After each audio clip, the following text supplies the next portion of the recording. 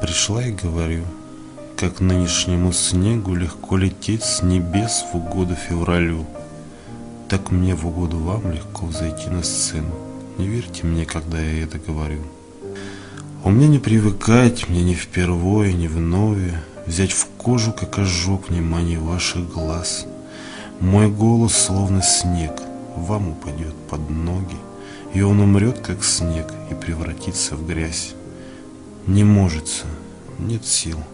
Я отвергаю участь явиться на помост с больничной простыней. Какой мороз во лбу, какой в лопатках ужас. О, кто-нибудь приди и время растяни. По грани роковой, по острию каната плесунья, так пляши, пока не сорвалась. Я знаю, что умру, но я очнусь как надо. Так было всякий раз, так будет в этот раз. Исчерпана до дна пытливыми глазами, на сведения ушей я трачу жизнь свою. Но тот, кто мной любим, всегда спокоен в зале, себя не сохраню, его не посрамлю. Когда же я очнусь от суетного риска, неведомо зачем себя сводить на нет. Но скажет кто-нибудь, она была артистка, и скажет кто-нибудь, она была поэт. Измучена гортань кровотечением речи, но весел мой прыжок из темноты кулис. В одно лицо все явственнее и резче сливаются черты прекрасных ваших лиц. Я обращу в поклон нерасторопность жеста. Нисколько мне не жаль ни слов, ни мук моих. Достанет ли их вам для малого блаженства? Не навсегда прошу, но лишь на миг, на миг.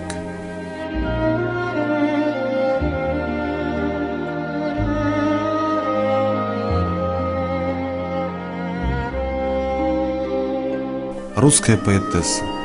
Она родилась 10 апреля 1937 года в Москве. Любовь к творчеству, к поэзии проявились в маленькой Белле в самом раннем возрасте. Школьницей она работала внештатным корреспондентом в газете «Метростроевец». Окончив школу, Ахмадуллина поступила в литературный институт имени Горького. Стихи, поданные на творческий конкурс при поступлении, удостоились самой высокой оценки. В 1962 году был издан первый сборник стихов «Струны». Затем последовал поэтический сборник «Озноб», в котором были собраны все стихи, написанные в течение 13 лет. Примечательно, что данный сборник увидел свет в эмигрантском издательстве «Посев». В 1977 году была избрана почетным членом Американской академии искусств и литературы. В 1988 году вышла книга «Избранная», а за ней последовали новые поэтические сборники. Вместе с Вознесенским, Евтушенко, Рождественским Беллу Ахмадуллину называли поэтом эстрады, обозначая таким образом не только поэтический строй, но и способ общения с читателем. Во многом этот поэтический бум был связан с творчеством нового поколения поэтов, так называемых шестидесятников.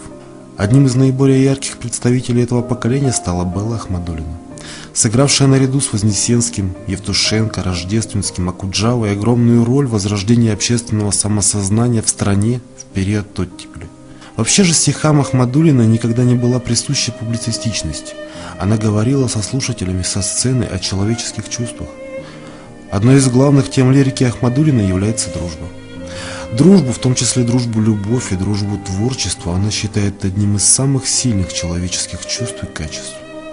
Героями стихов Ахмадуллиной становились русские поэты от Пушкина и Цветаевой до друзей, современников Вознесенского, Окуджавы, а также простые люди, Кривая Нинка, Электрик Василий. Другая сторона творчества Беллы Ахматовны связана с деятельностью по сближению литератур разных народов. Ее переводы классических и современных поэтов народов бывшего Советского Союза, с грузинского, армянского, абхазского, кабардино-балкарского и других языков, а также европейских и американских поэтов с английского, французского, итальянского, польского, чешского, сербско-хорватского языков, получили заслуженно высокую оценку. Ахмадуллина автор многочисленных эссе о Набокове, Ахматовой, Цветаевой, Твардовском, Антокольском, Высоцком и других крупных творческих личностей, которые, по ее словам, украсили и оправдали своим участием разное время общего времени, незаметно уставшего эпохи. В 1989 году ей была присуждена Государственная премия СССР. Белла Ахмадуллина ушла из жизни 29 ноября 2010 года.